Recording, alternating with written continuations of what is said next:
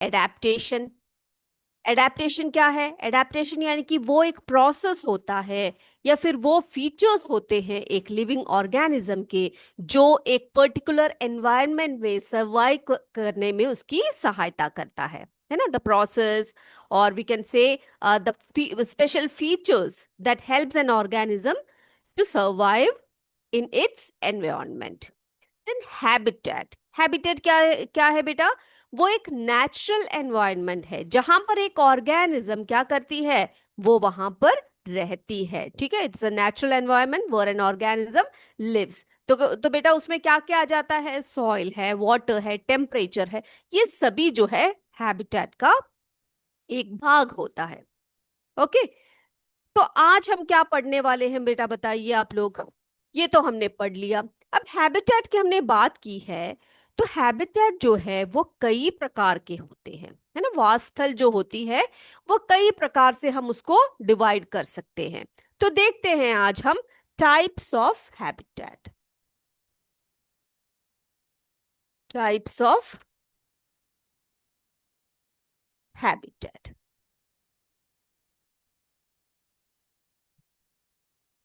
तो बेटा इसको अगर हम डिवाइड करें मेनली, तो यहां पे आता है सबसे पहले terrestrial habitat. Terrestrial habitat. Terrestrial यानी लैंड बेस्ड। लैंड, ठीक है, लैंड बेस्ड हैबिटेट्स को हम क्या कहते हैं बेटा? टेरेस्ट्रियल हैबिटेट कहते हैं। अब टेरेस्ट्रियल हैबिटेट्स में जो है ना बच्चे, जैसे कि आप लैंड में जितने भी लिविंग ऑर्गेनिजम्स रहते हैं, लैंड में जितने भी लिविंग ऑर्गेनिजम्स रहते हैं, उनके उनका जो हैबिटेट होता है वही टेरेस्ट्रियल हैबिटेट कहलाता है। अब टेरेस्ट्रियल हैबिटेट के बाद आता है एक्वाटिक हैबिटेट। कौन सा आता है? यहां पे मैं लिख रही हूं, ठीक है। टेरेस्ट्रियल हैबिटेट को हमने और भी डिवाइड करना है, इस वजह से मैं यहां पे लिखती हूं। दूसरा है aquatic habitat. Okay, aquatic habitat. अब एक्वाटिक का मतलब क्या होता है आपको पता है? एक्वा यानी पानी होता है, वाटर होता है। तो ये क्या है? Water based habitat. Water based habitat यानी कि जो जीव जंतु पानी में या जल में रहते हैं, उनके वास स्थल को ही हम एक्वाटिक हैबिटेट कहते हैं। अब बेटा टेरेस्ट्रियल हैबिटेट की अगर हम बात करते हैं, तो टेरेस्ट्रियल हैबिटेट को अगेन हम डिवाइड करते हैं, एक तो फॉरेस्ट में, ठीक है, फॉरेस्ट हैबिटेट में। फिर अगला हम डिवाइड करेंगे डेसर्ट्स। डेसर्ट्स जिसे हम मरुस्थल कहते हैं, डेसर्ट हैबिटेट। अगला है ग्रासलैंड्स। ग्रास लैंड, ओके, जहां पर बहुत ज्यादा क्या होती है? घास होती है। और माउंटेन्स। माउंटेन्स, ठीक है, देखा आपने। तो हमने टेरेस्ट्रियल हैबिटेट को अगेन डिवाइड किया, forest habitat, dessert habitat, grassland habitat और माउंटेन हैबिटेट में। और एक्वाटिक हैबिटेट जो है वो क्या है? वाटर बेस्ड हैबिटेट होता है। अब बच्चे हम इसको डिटेल में पढ़ेंगे, हम इसको बहुत ही डिटेल में जाएंगे। टेरेस्ट्रियल हैबिटेट क्या है, एक्वाटिक हैबिटेट क्या है, फॉरेस्ट हैबिटेट क्या है, डेसर्ट हैबिटेट, ग्रासलैंड जो है, माउंटेन्स है, इन सब के बारे में, इनके जो फीचर्स होते हैं उनके बारे में हम डिटेल में पढ़ेंगे, वो कैसे होते हैं, और वहां पर रहने वाले जो जीव जंतु होते हैं वो कैसे होते हैं, ये सभी हम आज देखने वाले हैं। ओके, तो ध्यान से देखिएगा और ध्यान से समझिएगा इस बात को। तो बच्चे यहां पे हमने देखा, हम क्या देखने वाले हैं? Types of habitats. ओके, क्या देखने वाले हैं हम लोग? Types of habitats. तो देखो बहुत सारे हैबिटेट्स हैं, तो उसमें से हमने सबसे पहले क्या कहा था? टेरेस्ट्रियल हैबिटेट के बारे में हम बात करेंगे। तो टेरेस्ट्रियल हैबिटेट यानी it is the land based habitat. क्या है वो? लैंड बेस्ड हैबिटेट होता है जो टेरेस्ट्रियल हैबिटेट होता है। ओके, क्या है वो? एक मिनट। यस, तो हमें पता है ज्यादातर जो जीव जंतु होते हैं वो कहाँ पे रहते हैं बेटा? लैंड में रहते हैं, है ना। लैंड में बहुत सारे जीव जंतु रहते हैं। तो उनकी जो वास स्थल, जो थल पर रहते हैं, उनके वास स्थल को हम कहते हैं टेरेस्ट्रियल हैबिटेट। और टेरेस्ट्रियल हैबिटेट को फिर से हमने डिवाइड कर दिया forest habitat, grassland, deserts वगैरह में। तो सबसे पहले देख लेते हैं फॉरेस्ट क्या होता है या फॉरेस्ट हैबिटेट क्या होता है। देखें हम लोग, चलिए। तो जो फॉरेस्ट हैबिटेट होता है, आपने देखा है फॉरेस्ट हैबिटेट में बहुत सारे जीव जंतु रहते हैं, है ना। डेंस एरिया होता है ये डेंस एरिया होता है। और यहाँ पर variety of trees and wild life होती है, यानी कि जंगली जानवर वहां पे रहते हैं। बहुत सारे पेड़ पौधे भी होते हैं, साथ साथ में वहां पे क्या होते हैं? बहुत सारे जंगली जानवर भी रहते हैं। अब इसमें देखो बेटा, ट्रॉपिकल रेन फॉरेस्ट होते हैं, है ना। ट्रॉपिकल रेन फॉरेस्ट सुना है आपने? हमेशा जहां पे, हाँ, बरसात होती रहती है, वहां पर बहुत सारे स्पीशीज होते हैं, यानी कि बहुत सारे लिविंग ऑर्गेनिजम्स होते हैं वहां पे। जैसे कि टाइगर्स हो गए, मंकीज हो गए, and wide variety of trees and plants. तो ऐसे फॉरेस्ट में देखो बेटा, ये कैसा हैबिटेट है जहां पे बहुत सारे लिविंग ऑर्गेनिजम्स रहते हैं एक साथ। जैसे कि वाइल्ड एनिमल्स जैसे टाइगर्स, मंकीज, और जो जितने भी और जो ऑर्गेनिजम्स होते हैं वो रहते हैं। साथ साथ में प्लांट वैरायटीज भी वहां पे बहुत ज्यादा होती है।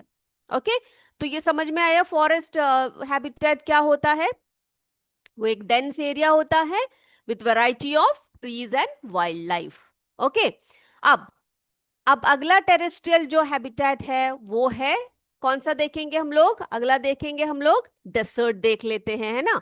डेसर्ट, तो डेसर्ट के बारे में हमने हमने बात की थी, कल भी बात की थी, डेसर्ट्स की बात की थी। तो डेसर्ट्स कैसे एरियाज होते हैं बेटा? ड्राई एरियाज होते हैं विथ लेस वेजिटेशन। बहुत ही ड्राई, रूखी सूखी एरिया होती है, वहां पे बहुत कम वेजिटेशन होती है। वेजिटेशन यानी कि हरियाली, है ना। पेड़ पौधे जो होते हैं वो कम होते हैं।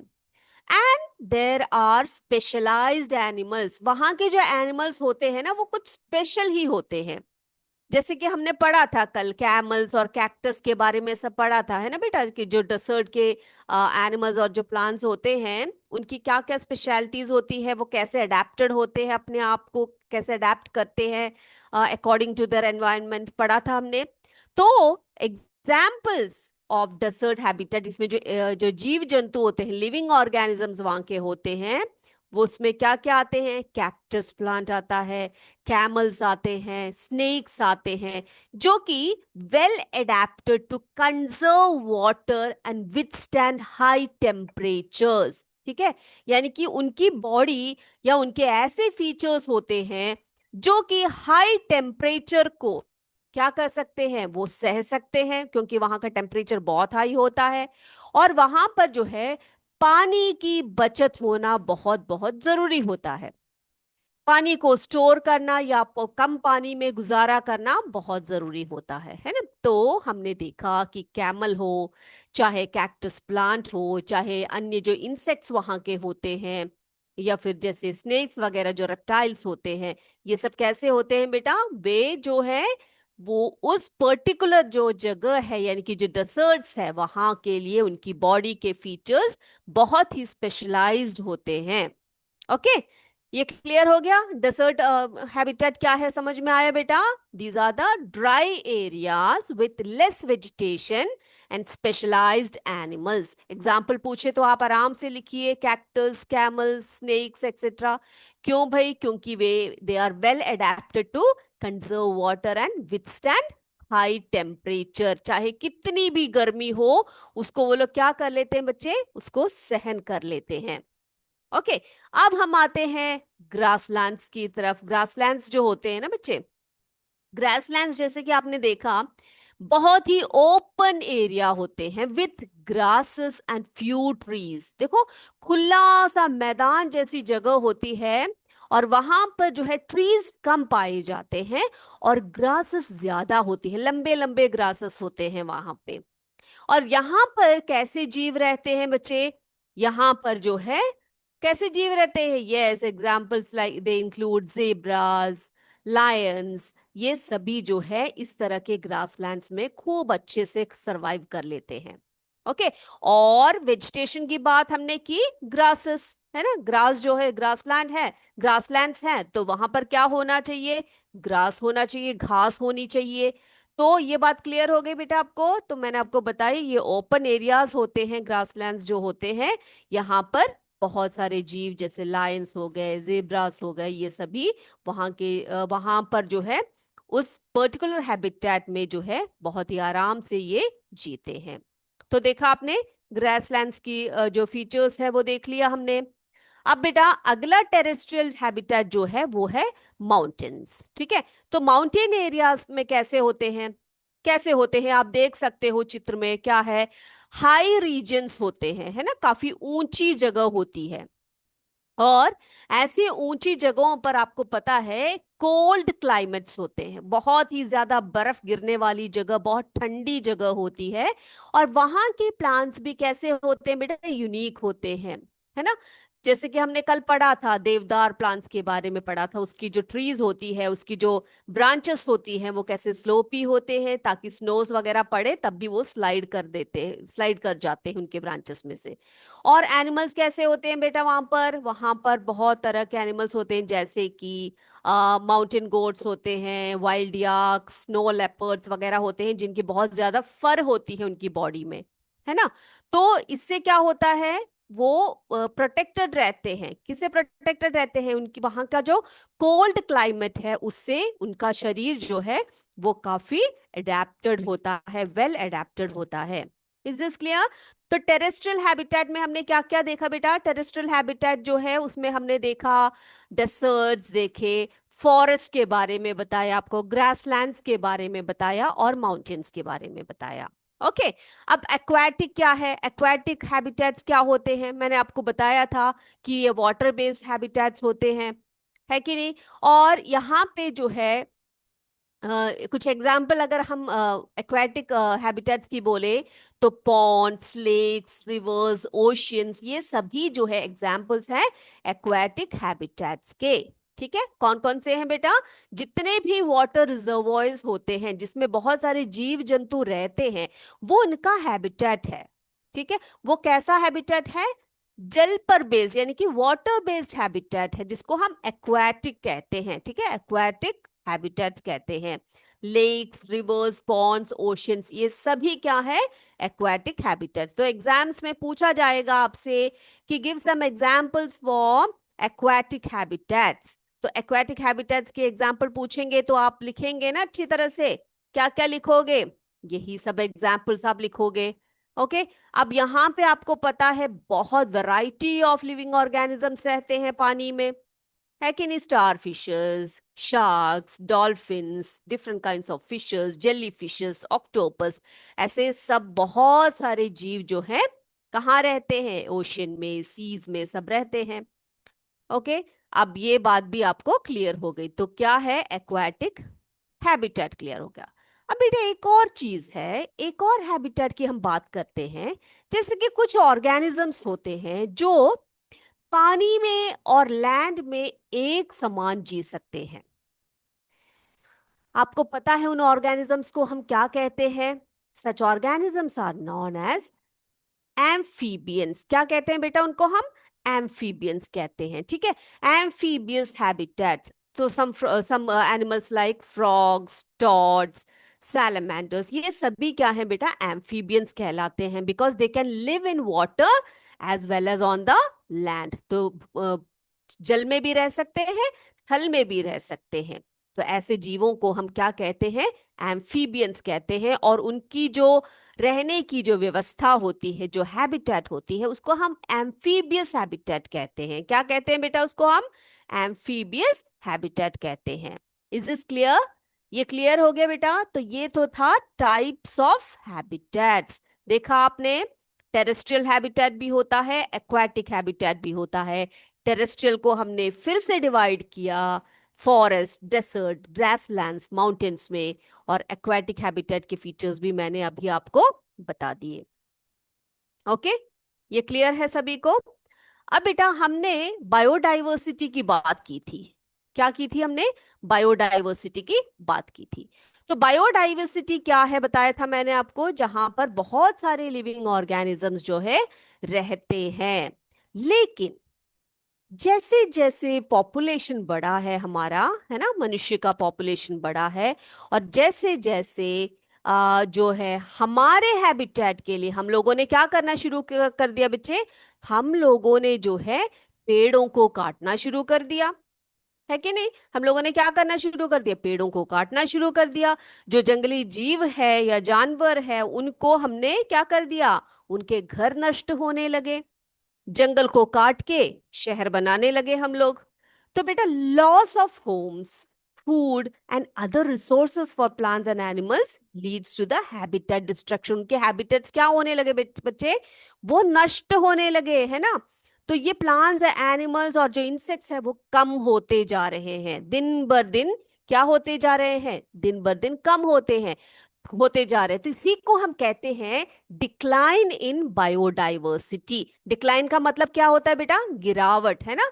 एक गिरावट आ रही है आजकल बायोडाइवर्सिटी में, यानी कि बहुत सारे जो पेड़ पौधे जीव जंतु थे हमारे सामने, ये सभी दिन बर दिन डिक्रीज होते जा रहे हैं। ओके, तो क्या है इसका, इसको आप कैसे लिखोगे? Loss of homes, food and other resources for plants and animals leads to habitat destruction. उनका जो हैबिटेट है वो नष्ट हो रहा है, due to which the population, उनकी जो पॉपुलेशन है उसमें काफी गिरावट आ रही है, और इसके कारण डाइवर्सिटी ऑफ एनिमल्स, प्लांट्स और इंसेक्ट्स जो है वो डिक्रीज होते जा रहे हैं।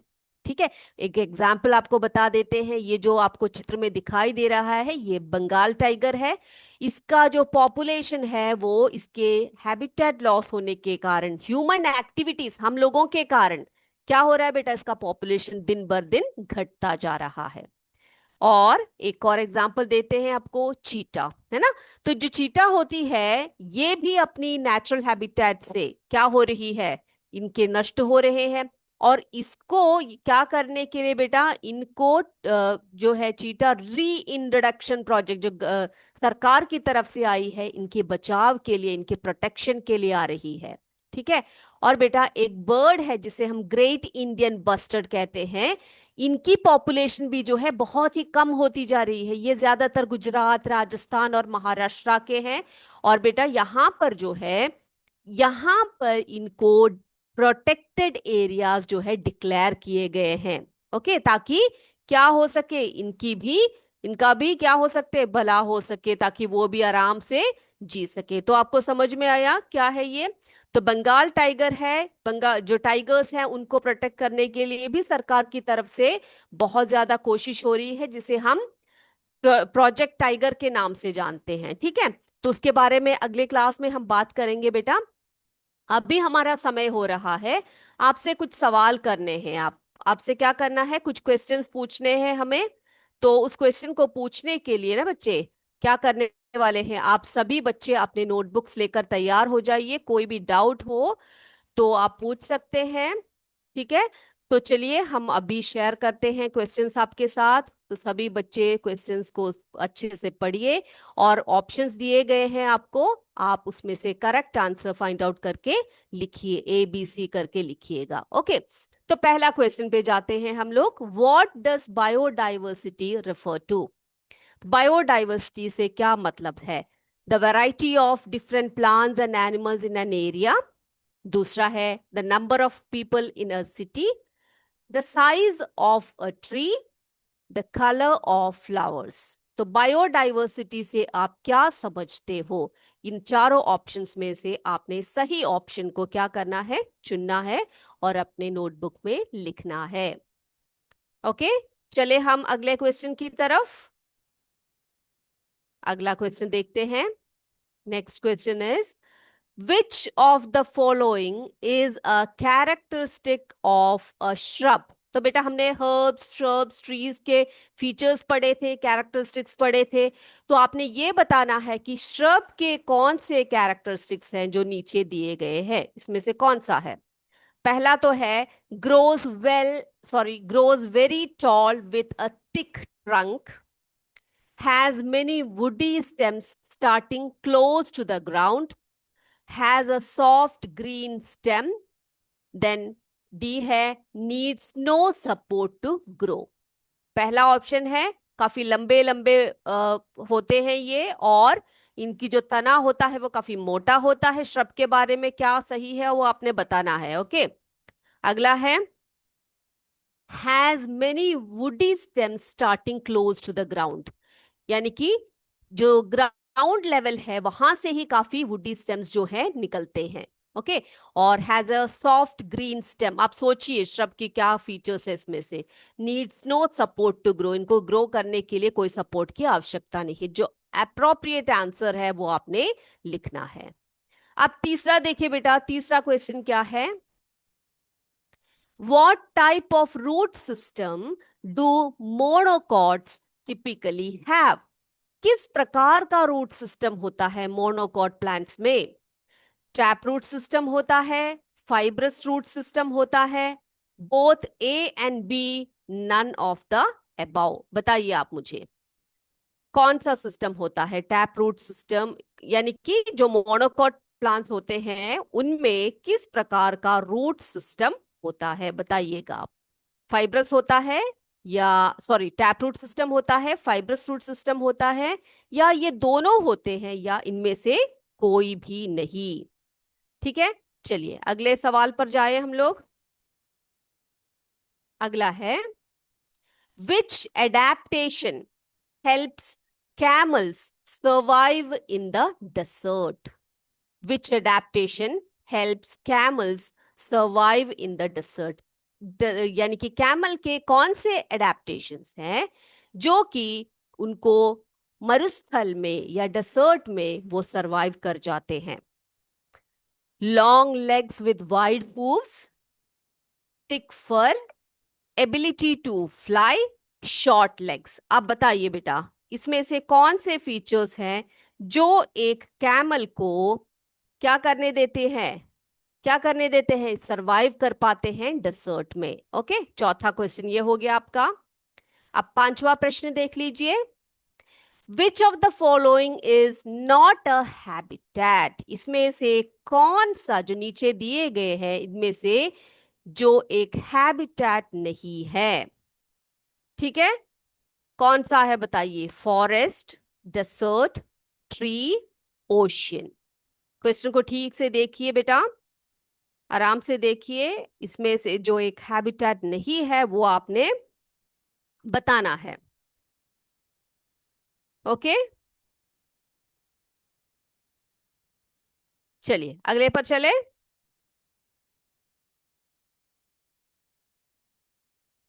अगला क्वेश्चन है हमारा sixth one. Which of the following have streamlined body. तो नीचे दिए गए जो ऑर्गेनिजम्स हैं उनमें से, ठीक है, स्ट्रीमलाइंड बॉडी किसकी होती है। गोट, टाइगर, कैमल, फिश। कल हमने बात की थी स्ट्रीमलाइंड बॉडी की। तो इनमें से कौन सा जीव है जिसकी स्ट्रीमलाइंड बॉडी होती है। ओके, चलिए आगे चले हम लोग। चलिए आगे चलते हैं।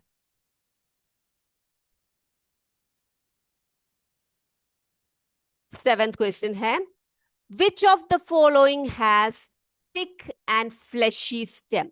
नीचे दिए गए कुछ प्लांट्स हैं, इनमें से किसकी स्टेम जो होती है वो काफी थिक और फ्लैशी होती है, बताइए आप। देवदार, rhododendron, cactus, all of these. अच्छे से पढ़ा था हमने कल। आठवां देखिए बेटा, आठवां है example of example of terrestrial habitat are, ठीक है। तो आपको बताना है इसमें टेरेस्ट्रियल हैबिटेट्स कौन कौन से हैं इसमें। Deserts, grasslands, mountains, all of these. बताइए आप।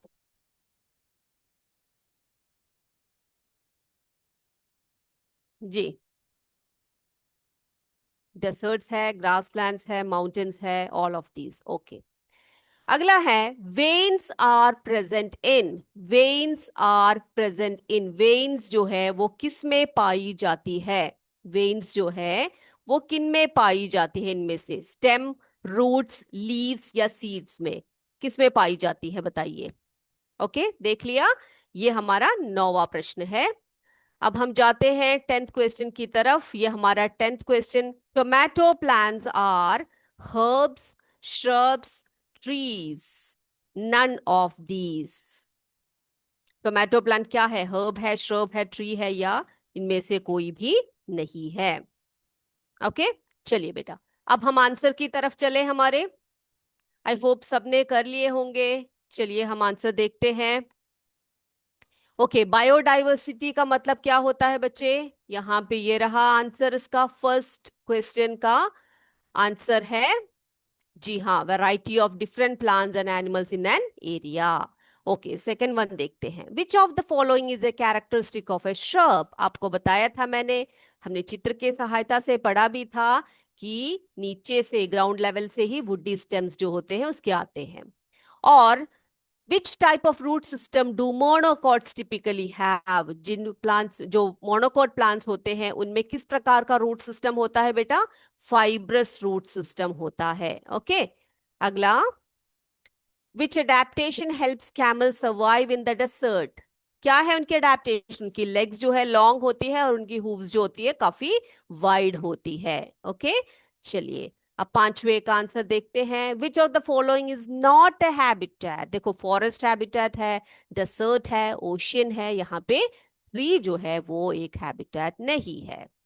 अगला है, which of the following have streamlined body. इनमें से किसकी स्ट्रीमलाइंड बॉडी है भाई, फिश की तो है, फिश के बारे में हमने पढ़ा था, उनकी स्ट्रीमलाइंड बॉडी होती है। अगला देखिए, which of the following has thick and fleshy stem. किसकी होती है, कैक्टस प्लांट की होती है, जो पानी को स्टोर करके रखती है अपने स्टेम में। एग्जाम्पल ऑफ टेरेस्ट्रियल हैबिटेट कौन सी है इसमें, deserts, grasslands, mountains, all of these, है ना। ये सभी क्या है, किसके एग्जाम्पल्स हैं बेटा, टेरेस्ट्रियल हैबिटेट्स के एग्जाम्पल है। ओके, तो हम यहां पे लिखेंगे ऑल ऑफ दीज। चलिए 9वां, veins are present in. Veins किस में पाया जाता है, लीव्स में पाया जाता है ना, जिसको हमने पढ़ा था, रेटिकुलेट वेनेशन, पैरेलल वेनेशन, ये सब पढ़ा था हमने बच्चे। चलिए 10th क्वेश्चन का आंसर, टोमेटो प्लांट्स आर, इनको क्या कहा जाता है बेटा, ये हर्ब्स होते हैं, श्रब्स होते हैं, ट्रीज होते हैं, क्या होते हैं, हर्ब्स होते हैं ये। ओके, तो इसी के साथ, अब आई होप सबने कर लिया है, इसी के साथ आज की क्लास को हम यही समाप्त करते हैं बेटा। अगली क्लास में आपसे फिर मिलेंगे, तब तक जय विद्या शक्ति, जय हिंद, जय भारत, धन्यवाद।